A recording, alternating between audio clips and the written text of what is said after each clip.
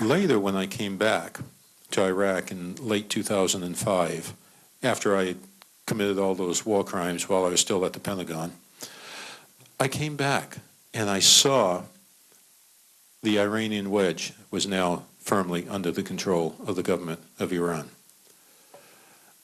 Now I saw another area in contention, and that was Diyala province as well as Baghdad, and it's right here. From Baghdad to the northeast, I saw that area now, and that is right where Ashraf was located at. We have constantly pointed out to our government, Nouri al-Maliki is not a good person.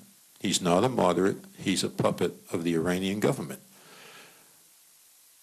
And we saw the Iranian planes flying over the country, going to Syria, backing up the Assad government. We saw the atrocities inside Iraq. We saw the continual growing influence. And one of the biggest puppets of the Iranian government was the National Security Advisor, Roubier. And General Jack Gardner told us, do not trust Roubier, he's a thug. Maliki stole the government in 2010. Alawi had run again, and he had gotten the most seats. By constitution, Alawi was to form the government. And Grand Ayatollah Sistani told Hakim of Supreme Council of Islamic Revolution of Iraq and Alawi that, and Maliki, that Alawi is to become allowed to form the government. Maliki decided he's going to stop that, and and Maliki has an interesting way of bringing people into the government. He has a relative form of government. He puts his relatives in all kinds of positions, and we call it the friends and family plan. So his relatives in the Justice Department endorsed that Maliki was to form the government. So Maliki formed a new government, and then the next elections came, and he was going to make sure that he was going to stay in power, and he's saying he's going to stay in power now. He was bombing Fallujah, with dropping barrel bombs all over the city from his helicopters, hit hospital, killed several children and a doctor, and forcing people to flee prior to the elections. But that wasn't good enough. He needed more to flee, so he had waters of the Fallujah Dam released. And as a result, the area was flooded in the Abu Ghraib region, so they couldn't go to the polls. He had his military vote the day before, claiming they needed to be mobilized to defend the election, but they voted in front and under full view of their seniors. And then, as Struan Stevenson, the president of the European Union relations with Iraq, found out and verified, many of those ballot boxes disappeared, only to be replaced by pro-Maliki ballot boxes. Meanwhile, Maliki continued to operate through his Ministry of Interior. He is the Minister of Interior as well as Minister of Defense. He's determined he's going to stay in job.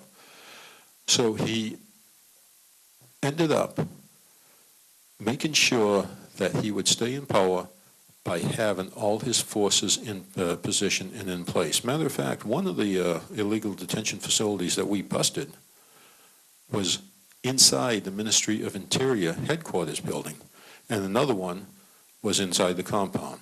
So throughout the country, Nouri al-Maliki has been allowed to commit his atrocities, his genocide. The most blatant genocide, in lack of a better term, it was genocide, was September 1st, 2013 at Camp Ashraf.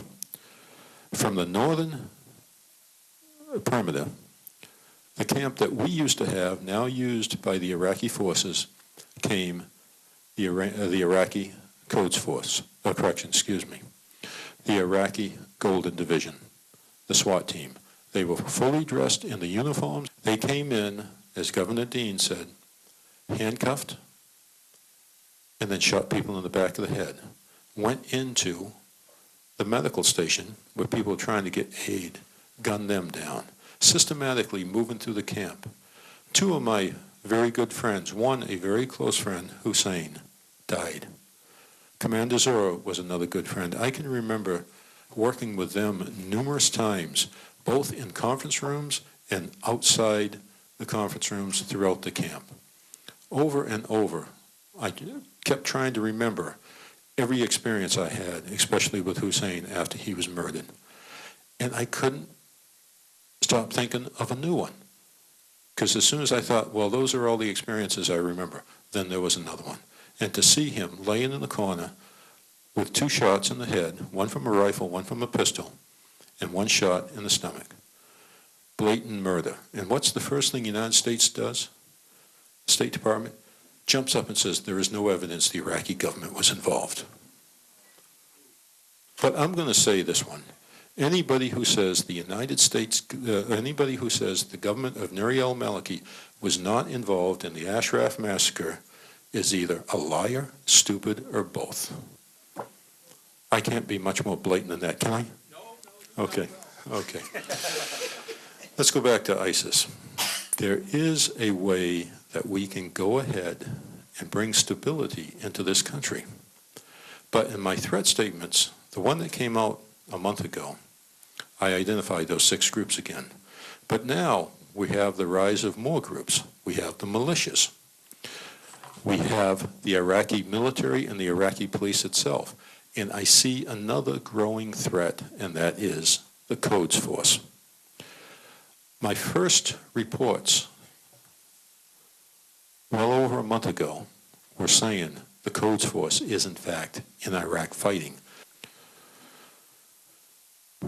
As I mentioned, there is a way to move forward, and that is to work with the moderates, both the Shia and the Sunni moderates, and there's plenty of them out there. The Iraqi people want the same thing everybody wants, and it's basic Maslow. You want the physical needs taken care of, food, shelter, clothing. You want security. You want involvement in your, simply they say it's love, but it's more than that. It's involvement in your community, and then you want self-esteem and self-actualization. You really want to be good at what you're doing. That's all the Iraqi people want. Let me talk a minute for Camp Liberty. As pointed out by previous speakers, we made agreements. One of the things on agreements, when you make them in the middle of combat, American warriors making an agreement, whether it's in writing or it's verbal, it is locked in concrete and it becomes part of your own character. And for the officers assigned to Ashraf to see those agreements violated is really irritating. That's why you see guys like Dave Phillips, myself, Tom Cantwell, Leo McCloskey, and others adamantly speaking up. And by the way, none of us accepts any kind of compensation for the time that we spend, the things that we write, the presentations that we give, or anything. Reason being is we know what is right, and we're fighting for humanity, and we're fighting for the word that we gave to people ourselves.